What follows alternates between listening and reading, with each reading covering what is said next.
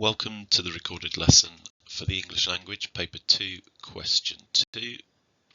Let's have a look at what the question looks like. You need to refer to source A and source B for this question. Both sources give details about the places where the events occur. Use details from both sources to write a summary of the differences between Aberfan and London. This is an 8-mark question, so you really need to be getting in and out in about 8 minutes, 10 minutes maximum. Always remembering that any extra time you use on a question like this, you may gain a mark more, but it will mean that you lose far more marks later on, particularly in those bigger questions, question 4 and especially question 5. Let's break this question down. The first thing is you're dealing with a lot of information. You're dealing with the whole of both sources, and you're being asked to compare the two. You're being asked to synthesize, a word that we'll come to in a second. You're being asked to synthesize information from both sources. The second part of this question, and it's worth underlining this, get into that habit, get into that discipline of underlining this, is what it is you are being asked to summarize. Now, there is no guarantee it will be differences, it might be similarities. The other thing that you might notice in a second is that there is a bit of a trick in this paper, which made it difficult for some students when it was used. But we'll need to have a look at the sources to see if we can figure out what that trick is. So here are the two sources that we're going to be looking at. Hopefully you've listened to the recording on paper 1, question 1. So you've seen these sources before, and hopefully therefore you know about the differences between the two sources that you will get and the type of writing that they will be. Pause the recording now and just reread if you haven't read them already. So if you have read them already, reread or read them if you're listening to this for the first time, the two sources, and particularly looking at if there's anything you notice about why that question is a bit tricky, the comparison of Aberfan and London.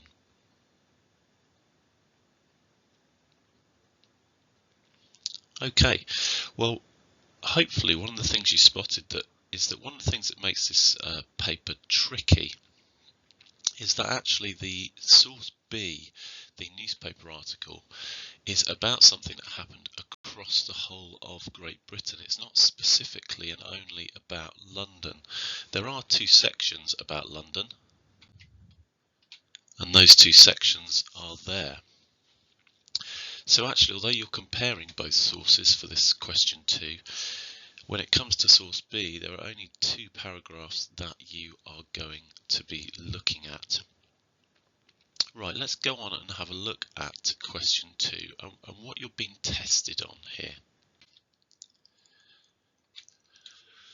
Well, here's that word that I mentioned a couple of times earlier, synthesize. You're being asked to synthesize ideas from both texts, and here are 2 pigeons to serve as a constant cooing reminder that this question is all about synthesis. Now, synthesis and synthesize, they're probably words that you've heard, but it's not necessarily a word that people understand. To synthesize means different things in different contexts, but what we're talking about here is to take information from 2 different places, compare it, and summarize, in this case, a difference between those bits of information.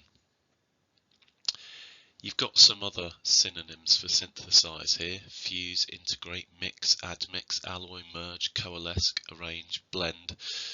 They are all about taking elements from 2 sources and combining them, in this case to create a summary of that information. You need to provide evidence from both sources when you are doing this synthesis, and of course for us that means quotes. You need to make inferences. Now I'm going to talk about inferences on the next slide in a bit more detail, so I won't go into it too much here, except to say that an inference is where you take some evidence from a text that you are reading, you add to that your background knowledge, and therefore with that background knowledge you are then able to bring a greater insight to what it is you are reading. You're able to understand something that is implied in the text but perhaps isn't said directly, and that is called making an inference. We'll look at that in a bit more detail on the next slide. You need to make sure you explain the differences between the two texts, all the similarities, if that's what the question asks you to do. So once you've looked at one text and you've quoted from it and you've made an inference, you then need to say however, or contrastingly, or on the other hand, and then make an inference. And then do the same for the second source. And it's worth noting here that doing one or two of these summaries well is much better than doing a lot of them badly. And by the time you get to sitting your final exam in year 11, you should be at the point where you can knock two of these paragraphs out really quickly and get this done inside the 8 minutes. Okay, before we go on to look at the formula and how you actually go about answering this question, let's have a little think about inference and what it actually means. Right, here is a little story. Have a read of this story.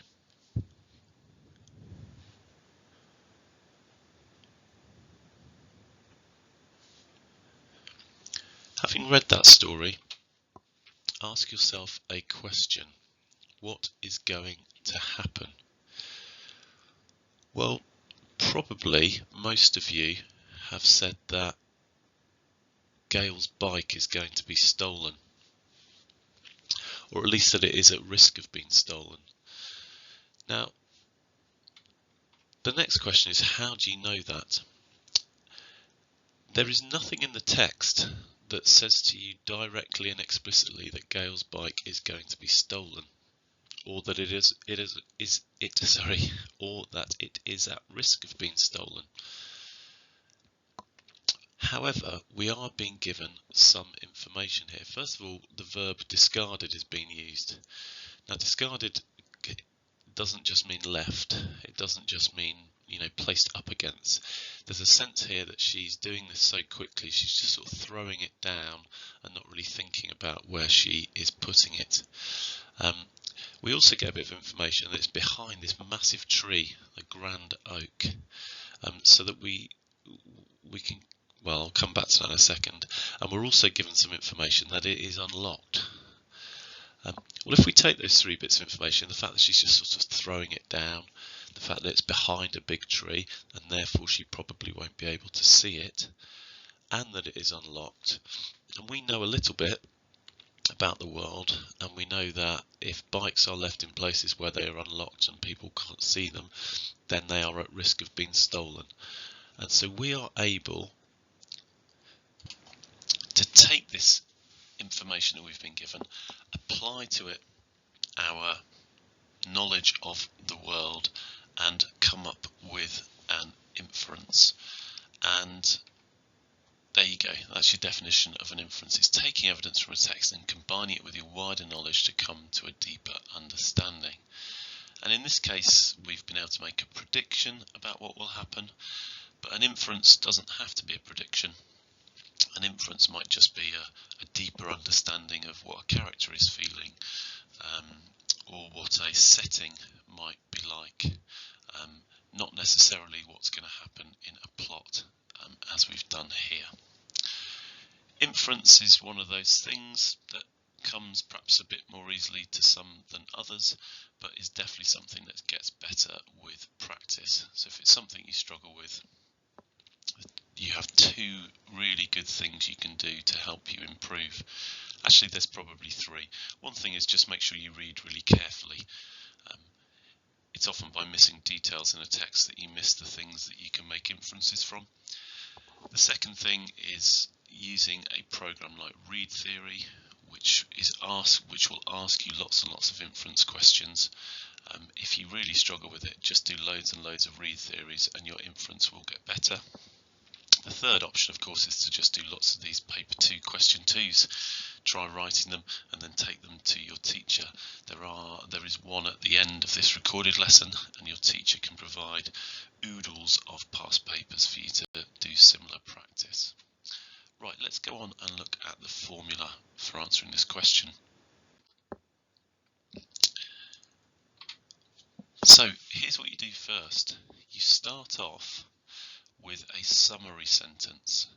Now this is the thing that people will most often forget to do. What people will most often tend to do is just to dive straight into one of the sources. They'll say in source A it says, and then they'll make their inference. And that's not necessarily an awful way to answer the question, but it does risk that you don't get marks for the summary part of it. Go back and have a look at the question. It says provide a summary of the differences between Aberfan and London. If you follow this formula, it makes sure that you follow that you provide that summary, and it will elevate your mark as a result. The sources show clear differences in the. Now what you write here will depend on your question.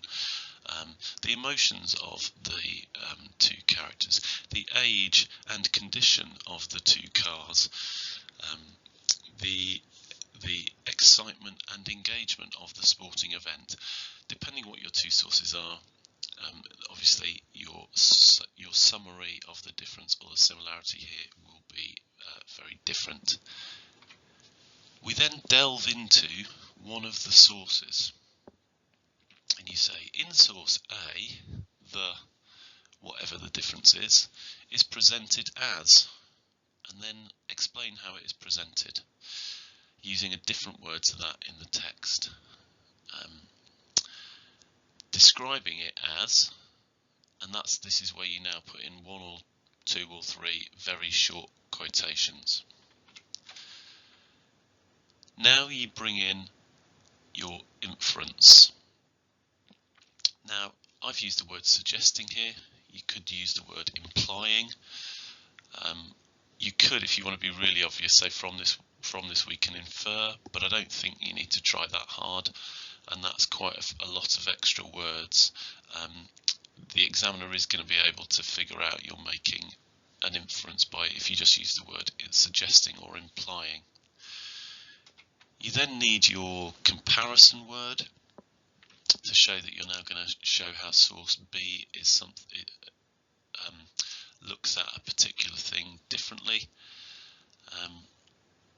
whereas, however, on the other hand, contrastingly. And then, of course, you repeat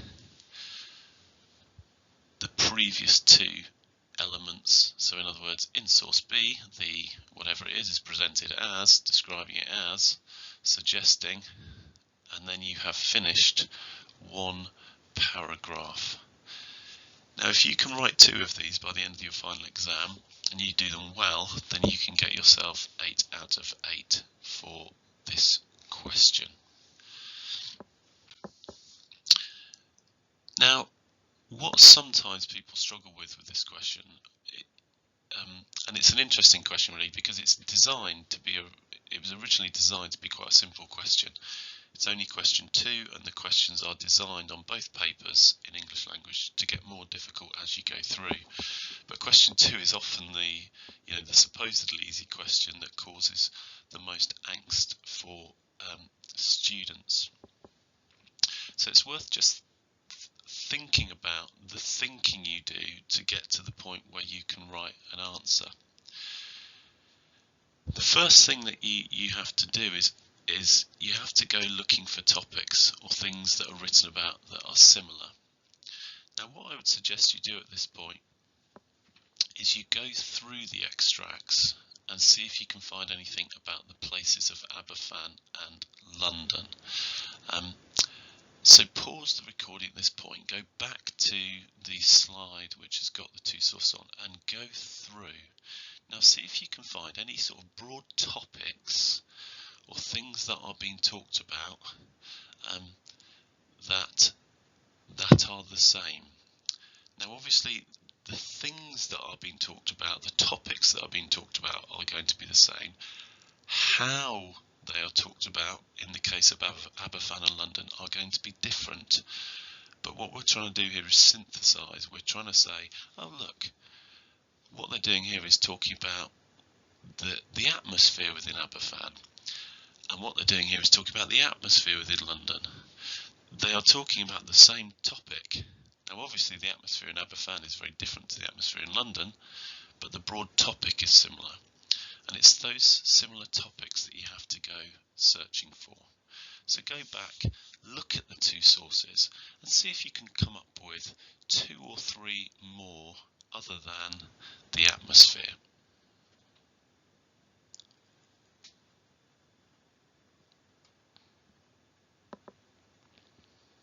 Okay, hopefully you were able to find where the sources talked about the atmosphere, Aberfan being a very quiet village, London being this frenetic, bustling, busy place. Lots to talk about how kind of small and unknown Aberfan is. London being this metropolis known the world over. Pollution is different in the two places.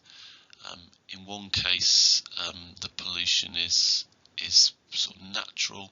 In the other, it is man-made. And then the disaster, obviously, the earthquake is a natural disaster, whereas the disaster in Aberfan very much has humans behind it. Just to really be explicit then about the thinking that happens, let's have a look at this chart. Now, there is no way you would have time to create a chart like this in the exam. You know, just to do this would take you more than 8 minutes, but it does sort of demonstrate to you what's going on inside your head, or what should be going on inside your head, to come to a point where you can write an answer. What we've got down the left-hand side is the broad summary of the difference. So the atmosphere, the size of and how well known the places are, the nature of the pollution, the nature of the disaster. What we've then done is we've looked at source A and we've looked at source B, and we've pulled out a few words as possible from which we can imply something about each of those broad summary, broad topic words, if you like. So the atmosphere in Aberfan, decayed, disused. Source B, ceaselessly streaming and smoking, noises, shocks and tremors. Now it's from this information that you are going to be able to write your answer. As I say, there's no way you can do this in a chart, that would take too long, but this is how your thinking should be. Now the way you actually do it is you do it by annotating your source. You scribble in the margin a summary of the difference, atmosphere, and then you highlight and draw a line to that topic from the text. And again, when you practice this question a few times, you'll get quicker and quicker as you go along. What would be worth doing now is pausing the recording and going back to the sources and seeing if you can find some quotations you could use for the nature of the pollution and the nature of the disaster. Pause the recording now, and then we'll come back in a second and have a look at a model paragraph. Okay, let's have a look at what a model looks like. The sources show clear differences in the atmospheres of London and Aberfan. So tick, we are talking about clear differences. The examiner likes this, and we are bringing together different aspects of both sources, and we've found out that there's stuff about London and Aberfan in both sources that are referring to the atmosphere of the places. This is a summary difference. Remember, this question is asking you to synthesize, to be able to bring together bits of information from two places and provide a summary of them. That first sentence shows that we are doing that and puts us into a higher mark band as a result. We then delve into source A. In source A, Aberfan is described as disused and decaying. And here comes the inference, suggesting a place in decline and at the end of its life. Now, it doesn't say it's at the end of its life, but from those words we are able to infer that it is at the end of its life. This part of our answer also gets us marks for the fact that we are quoting, we're providing evidence from one of the sources for our inference. We then have our word which shows we are going to show a difference. We could use however, we could use on the other hand. London is described as ceaselessly streaming and smoking, where noises, shocks and tremors are common, suggesting a vibrant, bustling industrial city. It does not tell us that London is vibrant, bustling, or that it's an industrial city, but it does suggest that when we use our knowledge, our wider knowledge of the world, to come to that conclusion. Second model paragraph for you. The sources show clear differences in the sizes of Aberfan and London and how well known they are. Have kind of combined here two summaries, but that's okay. In source A, Aberfan is described as somewhere few people had heard of. Tick for quoting. It is tucked away. Tick for quoting with its housing a huddle. Tick. Here comes the inference, suggesting it is almost hidden from view and would have been similarly forgotten in history had it not been for the tragedy. Contrastingly, London is described as colossal and a metropolis, implying, so I've used a different word there than suggesting, that the city is a hub of activity in industry and one that should be safe from natural disaster, standing in stark contrast with the stasis and general decay of Aberfan. Now, I've done something at the end of that answer that is not necessary as such. I've sort of gone back and done another comparison, showing off a little bit perhaps, and this would be as long as a paragraph would ever get in a question 2. Right folks, so there you should know now what you're being examined on, what skills you've been examined on in this question, how to go about getting to a point where you can write an answer, the kind of thinking that you need to do, and also you've had an example of what a formula looks like with a couple of model paragraphs now for you to have in your mind. Let's give you an example that you can go and have a go at yourself. So here are a couple of sources from another exam paper. The question follows.